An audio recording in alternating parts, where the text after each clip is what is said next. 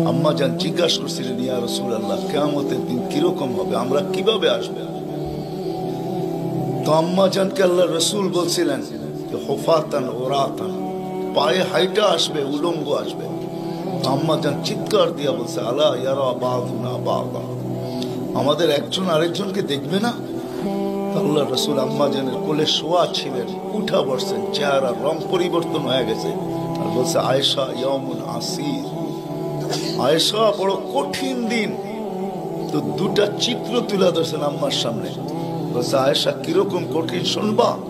কাআন্নী আনজুরু মূসা মুতালাফফিফুন বিউমুদিল আরশ ওয়া ইয়াকুলু রব্বি লা আসআলুকা আল-ইয়াওমা উম্মি ওয়া লা আসআলুকা আল-ইয়াওমা উখতি আসআলুকা নাফসি নাফসি নাফসি নাফসি। বলছে, আয়েশা এরকম কঠিন দিন আমি দেখতেছি যেন মুসা আলাইহিস সালাম আরশের খুঁটি ধরে চিৎকার দিতেছে আর বলতেছে, আল্লাহ আজকের দিনে মাকে চাই না, বোনকে চাই না, চাই আমাকে বাঁচান, আমাকে বাঁচান। কালিমুল্লাহ, যার কিতাবটা আল্লাহ নিজের হাতে লেখছে, কাতাবাত তাওরাত বিয়াদি, যার কিতাব আল্লাহ নিজের হাতে লেখা দিয়েছেন, কালিমুল্লাহ যিনি, আল্লাহর সাথে যিনি কথা বলতেন, যার উপাধি কালিমুল্লাহ। উলুল আজমি মিনার রসুল, 5 জন নবীর ভিতরে একজন যিনি, 5 জন উলুল আজমি মিনার রসুলের ভিতরে। আল্লাহ রসুল বলছে, আয়েশা আরেকটু দৃশ্য বলবো তোমাকে? তো বলছে, ইয়া রাসূলুল্লাহ বলেন। বলছে, ওয়াজিআ বিজাহান্নাম, জাহান্নামকে যখন আনা হবে 70,000 শিকল লাগানো হবে, প্রত্যেকটা করার সাথে 70,000 ফেরেশতা ধরবে। তারপরও জাহান্নাম ছুটবে, সব ফেরেশতাদের হাতের থেকে ছুটা নিচে কিয়ামতের দিন মাঠের দিকে যখন ভাগতে থাকবে, তো জিবরিল আলাইহিস সালাম আল্লাহর পাশে থাকবে, চিৎকার দিয়া বসা পড়বে আর বলবে, রব্বি সাল্লিম সাল্লিম, রব আমাকে বাঁচান, আমাকে বাঁচান। ওই দিন শুধু একজন ব্যক্তিত্ব, আপনার আমার রসূল মুহাম্মদুর রাসূলুল্লাহ সাল্লাল্লাহু আলাইহি ওয়াসাল্লাম শুধু উম্মতি উম্মতি বলে চিৎকার দিবে। আল্লাহ এটাই জবাব দিতেছেন, আনতা তাকুলু উম্মতি, আমি জানি আপনি উম্মতি বলে চিৎকার দিবেন, কেননা এখানে শুধু ব্যথা উম্মতের, আর কোনো ব্যথা নেই, কোনো ব্যথা নেই, শুধু ব্যথা উম্মতের ব্যথা। এমন এক ব্যথা দিলের ভিতরে ছিল। তো বলছে, আপনি উম্মতি বলে চিৎকার দিবেন, আমি বলবো রহমতি রহমতি, 99 রহমত রাখা আছে, সালতো তা, ওই দিন আপনি চাবেন আমি দিব, শাফি তুসাফা, আপনি সুপারিশ করবেন আমি মঞ্জুর করব। আরেক রিওয়ায়াতে আল্লাহ বন্ধুকে সান্ত্বনা দিবেন, বন্ধু আনা মালিক ইয়াউমিদ্দিন আনতা সাহিবা ইয়াউমিদ্দিন, আমি কিয়ামতের মালিক বটে কিন্তু বাদশা কিন্তু আপনি,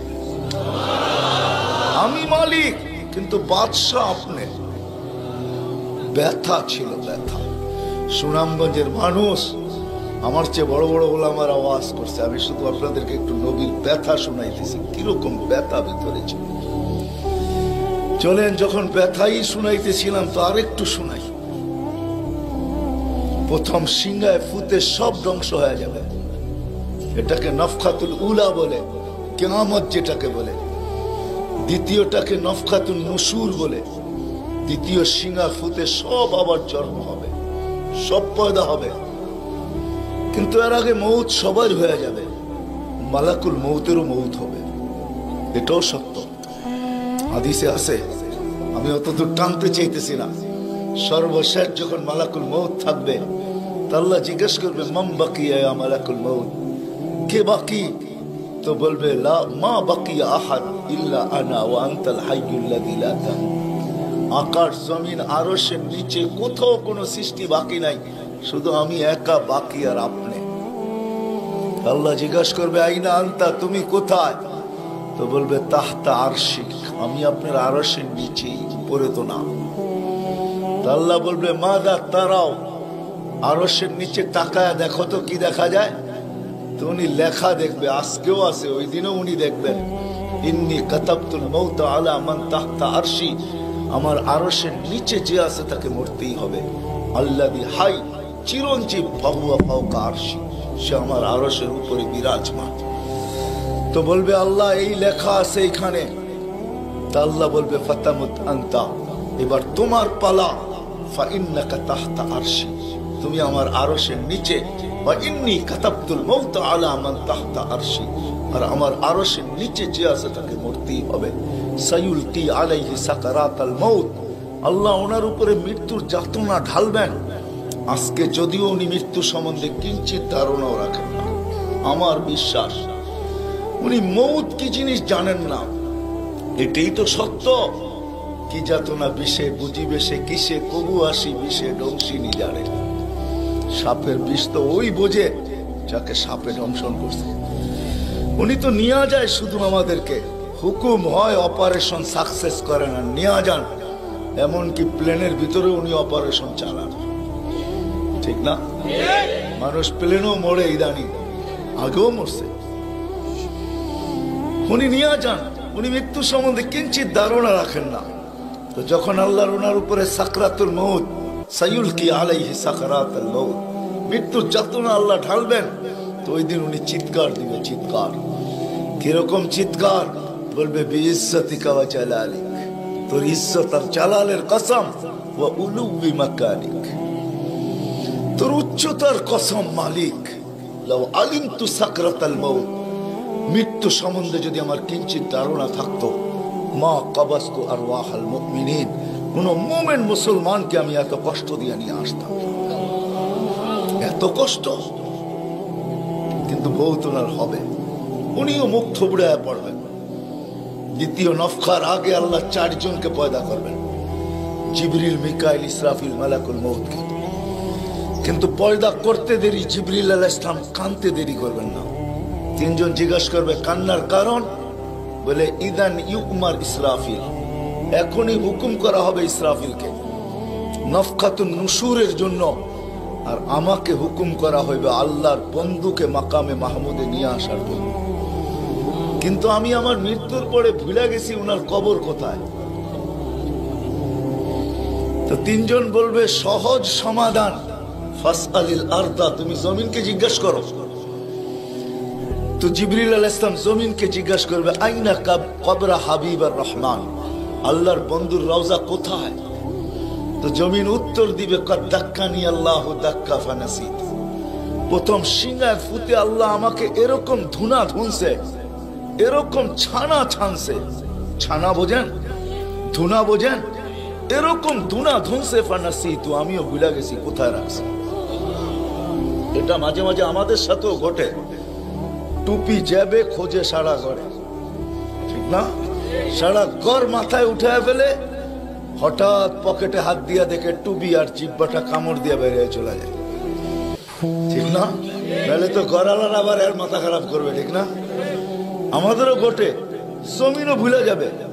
ওই দিন আল্লাহ রসুলের কবর থেকে নূর বাহির হবে, নূর নূর নূর নূর হাত্তা ইয়াসাদ আরশার রহমান, আল্লাহর আরশ পর্যন্ত পৌঁছবে। আজকে বাহির হয় না, আজকে বাহির হলে দুনিয়া দুনিয়া থাকবে না, শেষ। আজকে সুযোগ নাই, ওই দিন বাহির হয়। জিবরিল আলাইহিস সালামকে হুকুম করা হবে নিয়ে আসো মাকামে মাহমুদে, নিয়ে আস, যাবে। পরেরটা হইল সুনামগঞ্জের মানুষ বুঝার, যদি ভিতরে দিল থাকে তাহলে বুঝবেন, নাহলে বুঝবেন না। উনি যাবে, পর মারবে পর, আর বলবে তুমি হাবিব আর রহমান, আল্লাহর বন্ধু ওঠেন। তো আল্লাহর রসুল উঠবে, হাদিসের শব্দ ওয়াহুয়া ইয়াকুম ওয়া ইয়াবকি ওয়া ইয়াকুল, উঠবে কিন্তু কানতে কানতে উঠবে, আর বলতে বলতে উঠবে জিবরিল আইনা উম্মতি আইনা উম্মতি আইনা উম্মতি আইনা, আমার উম্মত কোথায়? আওয়াসালা শাফির জাহান্নাম, আমার উম্মত কি আমাকে ফাঁকি দিয়া পুলসিরাতের কিনারে চলে গেছে? তারপরে জিবরিল তুমি আমাকে উঠাইতে আসছো।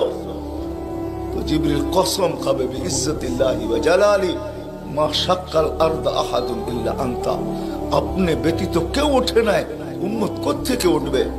আপনি শান্ত হন, শান্ত, সান্ত্বনা দিবে, উঠবে, মাকামে মাহমুদে যাবে। কসম খোদার, ব্যথা আমি শুনাইছি আপনাদের, উঠবে, যাবে।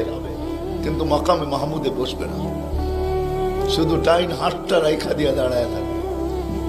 আল্লাহ জিজ্ঞাসা করবে, বন্ধু বসেন না? বলছে, না বসবো না। দাঁড়ায় আছেন কেন, হাত রাখছেন কেন? বলে, মালিক এই জন্য হাত রাইখা দাঁড়ায় আছি, এটা আমি মালিক। কিন্তু তাইলে বসেন না কেন? বলে, বসবো না। বলছে, কারণ কি কারণে বসবেন না? বলে, আমাকে বসায়া দিতে চান তাই না? আমি যদি বসি তো আমার উম্মতের জন্য ছোটবে কে, ভাববে কে, কাঁদবে কে? কে হাউজে কাউসারে যাবে? কে উম্মতের ঠোঁটে লাগায়া পেলা পান করায়া দিবে, পানি পান করায়া দিবে? কে মিজানের পাশে দৌড়াবে? পাল্লা যদি সামনে না ঝোঁকে, তাইলে দুরুদের গাঠটি নিয়া, যা আমি আপনি পড়ছি নবীর উপরে দুরুদ, ওই গাঠটি গুলাকে নিজের কাঁধে করে নিয়ে চলে আসবে। প্রত্যেকের নামেরটা ইমাম কর্তুবী রহমতুল্লাহ আলাইহি লেখছেন, কিতাব মোতালা করেন, ওই গাঠটি নিয়ে আসবে, নিজে উঠায়া নিয়ে আসবে, উঠায়া। এই জন্যই বলছে আমার উপরে দুরুদ বেশি বেশি পড়ো। ডেলি পড়ো না তো জুমার দিন পড়ো, আকসিরু আলাইহিস সালাহ ইয়াউমাল জুমআ।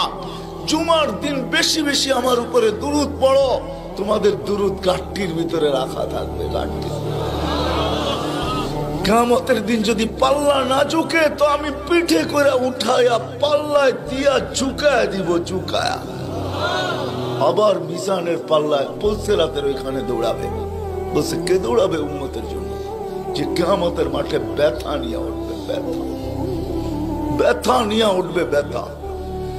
হায় হায়, যে মৃত্যু লগ্ন ব্যথা নিয়ে গেছেন, ব্যথা। কোনো ব্যথা না, কোনো ব্যথা না, নয় ফ্যামিলির ব্যথা না, হাসান হোসাইনের ব্যথা না, আলী ফাতেমার ব্যথা না, যে হাসান হোসাইন কলিজার টুকরা ছিল, টুকরা।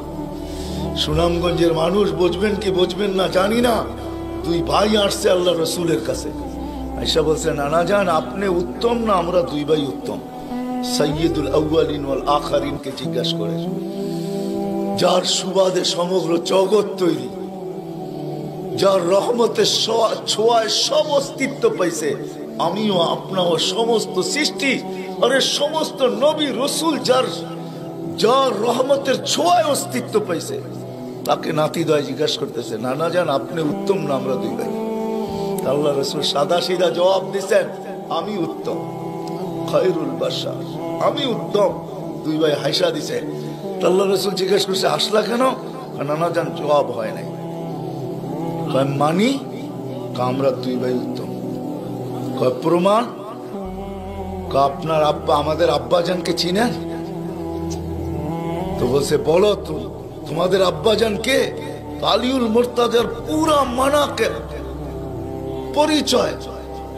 আমি সিলেটও বলে আসছি, আমার বড় আফসোস লাগে, বাংলাদেশে হাজারো ওয়াজ হয় সারা বছর, কিন্তু আজ পর্যন্ত একটা ওয়াজের ব্যানার পাইলাম না যে শানে সাহাবা, শানে সিদ্দিক, শানে আবু বকর, শানে ওমর, শানে ওসমান।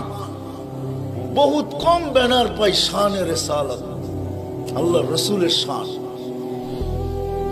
চিনি না বিদায়, রাগ হয়েন না, আজকে চিনি না বিদায়। প্রত্যন্ত অঞ্চল সুনামগঞ্জের সাথে আজকে যোগাযোগ বড় ভালো, আপনাদের হাইওয়ে বড় সুন্দর, গাড়ি বড় স্পিরিটে চলে, কিন্তু একটা দিন ছিল এখানে যোগাযোগ বড় দুর্গম ছিল। বাতিল এই সুযোগগুলোকে ব্যবহার করছে। প্রত্যন্ত অঞ্চলের মানুষ নবী জানে না কাকে বলে, রসুল চিনে না কাকে বলে। আপনারা তো শহরের মানুষ, হায় হায় আপনাদের এই সুনামগঞ্জ পাওয়া যাবে বহুত মানুষ নবীর নামও বলতে পারবে না। রাগ হয় না, রাগ হয় না, পায়ে হাত রাখে। বিদায় বাতিল এটা কি সুযোগ হিসাবে ব্যবহার করে, নবীকে যখন চিনে না তো ভুল নবীর 2 নম্বর 22 নম্বর নবীর মালা তাদের গলায় পরায়া দেয়। কাদিয়ানি বানাইতে সুবিধা এই জন্য, নবীর পরিচয় যদি আমাদের বাচ্চা বাচ্চা জানতো, নারী পুরুষ জানতো, আমাদের স্কুল কলেজের ছেলেরা জানতো যে আমাদের নবী কে, তার প্রয়োজন কতটুকু, তার মর্তবা কত বড়, তাইলে কেউ এরকম দাওয়াত নিয়ে যাইতে দেরি, জুতার বাড়ি খেয়ে ফিরতে দেরি হতো। মুখ খোলার সুযোগ ছিল না আমার বড় আফসোস লাগে, দিলে ব্যথা লাগে, ব্যথা যে বাংলাদেশে হাজারো লক্ষ ওয়াজ হয়, জানি না হুজুররা দেখছে কিনা জানি না, শানে সাহাবার কোনো ওয়াজ নেই, শানে আলী, শানে ওমর, শালিয়া, হায় হায় কথা মনে উঠছে এই জন্য বলেই ফেলি আজকে। আলী রাদিয়াল্লাহু তাআলা আনহু বসা আল্লাহ রাসূলের কাছে, দুইজনই বসা, আর কেউ নাই। আমি আপনাদের কিতাবের হাওয়ালা দিব, কিতাব দিব।